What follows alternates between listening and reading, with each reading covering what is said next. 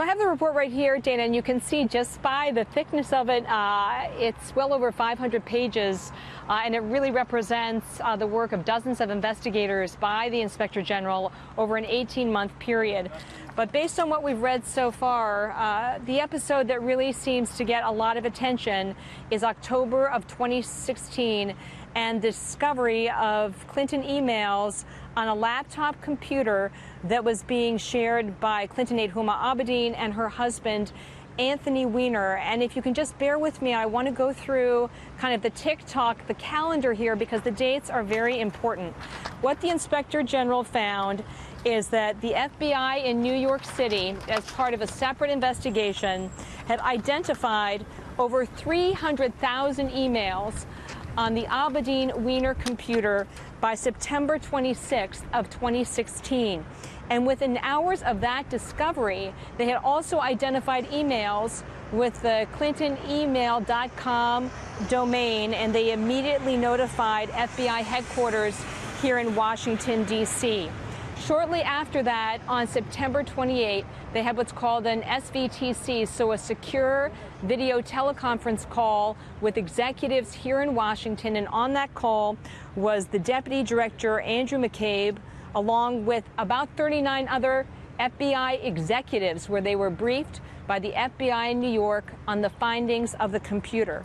Fast forward a couple of days, and there's a very curious episode that's documented by the Inspector General, and it's an exchange between McCabe and his boss, FBI Director James Comey, about these emails. And it states here that Director Comey at that time was in fact not clear that Huma Abedin was married to Anthony Weiner, and the suggestion is that he didn't understand the significance immediately of the discovery. And their conversation about the discovery of the emails is described as kind of a flyby in the hallway, like they passed each other in the hallway, and he said, hey, they found several 100,000 emails on this laptop computer.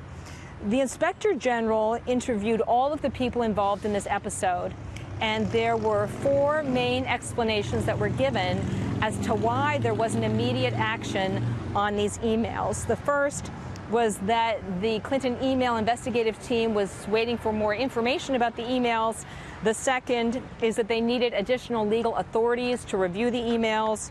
The third is that the FBI Clinton email team didn't believe the emails would be that significant. And number 4, some of the people on the email team had been shifted over to the Russia investigation that had been opened at the end of July in 2016. And this is the key phrase. The Inspector General states, we found these explanations to be unpersuasive justifications for not acting sooner, given the FBI leadership's conclusion about the importance of the information and the FBI mid-year team.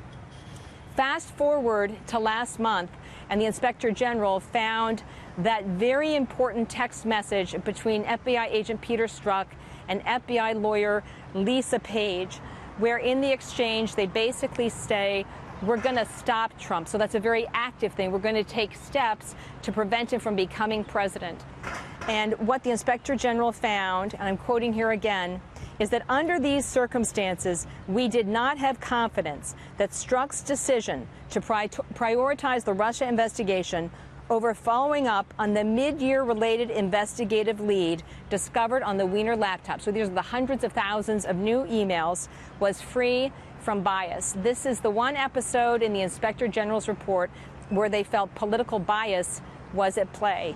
Prior to July 5th and Director Comey's public statement about the Clinton emails, they could not find documented evidence of political bias. So this is why the section about the Abedin-Weiner laptop and the hundreds of thousands of emails that were there, including emails that were classified, that were from the Clinton system, that's why it gets so much attention in the Inspector General's report. Because, to state the obvious, it was this finding that caused Director Comey to notify Congress with a letter that he was reopening the criminal investigation about 10 days before the election. Then they quickly closed it, and Democrats blamed Director Comey for basically de-syncing the Clinton campaign and sort of derailing her momentum at that point, Dana. All right, Catherine, thank you so much. We appreciate that. We'll check back in with you.